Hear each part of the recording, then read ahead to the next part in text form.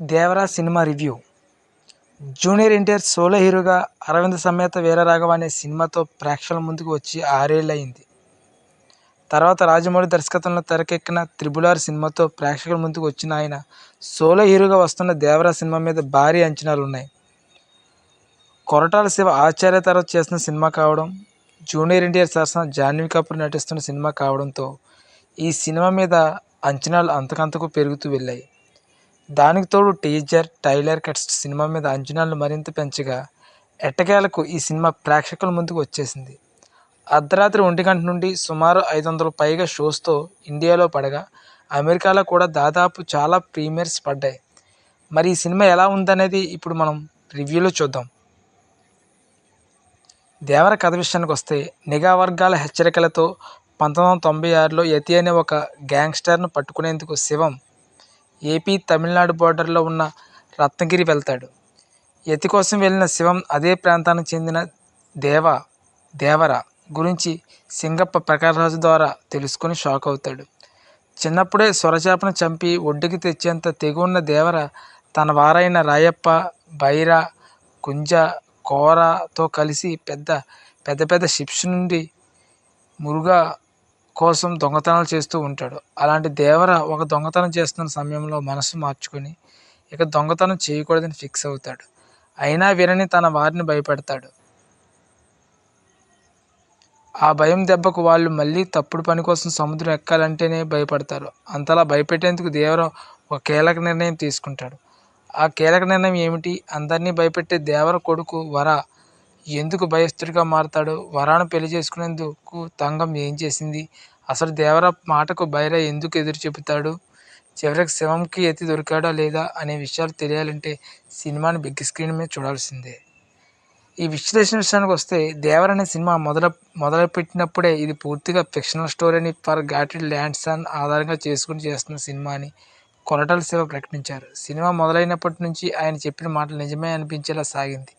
ఒక ఊహాజనిత ప్రాంతాన్ని సృష్టించి తన కథకు కావలసిన ఎత్తుగడను చాలా ఆసక్తికరంగా ఎత్తుకున్నాడు కొరటాల శివ. ఈ మధ్యకాలంలో బాగా వర్కౌట్ అవుతున్న ఎలివేషన్ ఫార్ములాను నమ్ముకున్నట్లే అనిపించింది. ఒక వ్యక్తిని వెతుకుతూ పోలీసుల గ్యాంగ్ రావడం, ఆ వ్యక్తికి సంబంధం లేని మరో వ్యక్తి గురించి ఎలివేషన్లు ఇవ్వడంతో సినిమా మొదలవుతుంది.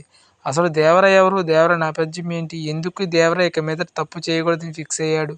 లాంటి విషయాలను చాలా ఆసక్తికరంగా చూపించడంలో డైరెక్టర్ సక్సెస్ అయ్యాడు. నిజానికి ఫస్ట్ హాఫ్ మొత్తం మీద అన్ని విషయాల కంటే ఫ్రీ ఇంటర్వెల్ బ్లాక్ అదిరిపోయేలా ప్లాన్ చేసుకున్నాడు. సినిమాలో కథను, దేవర క్యారెక్టర్ను ఎస్టాబ్లిష్ చేసేందుకు చాలా సమయమే తీసుకున్నాడు కొరటాల శివ. ఓ పక్క డైలాగులతో, మరో పక్క యాక్షన్తో సినిమాని ఎలివేట్ చేసే విధంలో బాగా వర్కౌట్ చేసినట్లు అనిపించింది. అలా ఫస్ట్ హాఫ్ పూర్తి చేసి సెకండ్ హాఫ్ మొదలైన తర్వాత రెండో ఎన్టీఆర్ ఇంటి తర్వాత కథలో వేగం తగ్గిన ఫీలింగ్ కలుగుతుంది. దానికి తోడు జాహ్నవి కపూర్ ట్రాక్ కొంత క్రింజ్ అనిపించిన ఆమె కాంబినేషన్లో ఉన్న సాంగ్ను మాత్రం ఎంజాయ్ చేసేలా డిజైన్ చేశారు. అయితే ఫస్ట్ హాఫ్తో పోలిస్తే సెకండ్ హాఫ్ కొంచెం ల్యాగ్ ఫీలింగ్ కలుగుతుంది. కానీ క్లైమాక్స్ విషయంలో మాత్రం సినిమా రెండవ పార్ట్ కోసం వదిలిన లీడు ఆసక్తి రేకెత్తించేలా ఉంది.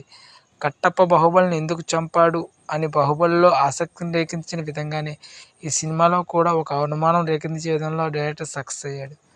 నటీనటుల విషయానికి వస్తే, జూనియర్ ఎన్టీఆర్ దేవర, వర అనే 2 పాత్రల్లో తనదైన శైలిలో వేరియేషన్స్ చూపించాడు. అయితే జూనియర్ ఎన్టీఆర్ వేషధారణ విషయంలో మరింత జాగ్రత్త తీసుకుని ఉంటే బాగుండేది.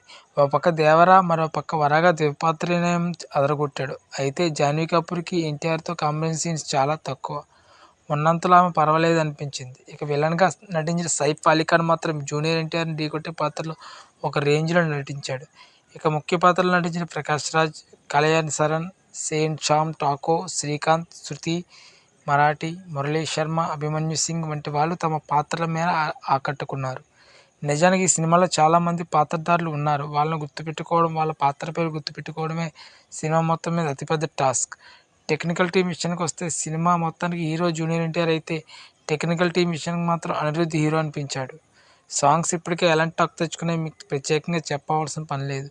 కానీ బ్యాక్గ్రౌండ్ స్కోర్ విషయంలో మాత్రం ఒక రేంజ్లో అదరగొట్టాడు అనిరుద్ధ్. ఇక అనిరుద్ధ్ తర్వాత ఆ స్థాయిలో మంచి మార్కులు కొట్టింది మాత్రం యాక్షన్ కొరియోగ్రఫర్స్. నీటిలో ఫైట్స్తో పాటు సముద్రపు ఒడ్డున డిజైన్ చేసిన ఫైట్స్ ఒక రేంజ్లో పేలాయి. ఇక సినిమాటోగ్రఫీ కూడా సినిమా అందాన్ని మరింత పెంచేలా ఉంది. ముఖ్యంగా యాక్షన్ సీక్వెన్స్లతో పాటు డ్యాన్స్ విషయంలో సినిమాటోగ్రఫీ బాగా వర్కౌట్ అయింది. ఇక కంప్యూటర్ గ్రాఫిక్స్ కోసం మరింత సమయం వెచ్చించుకుంటే బాగుండేది అనిపిస్తుంది.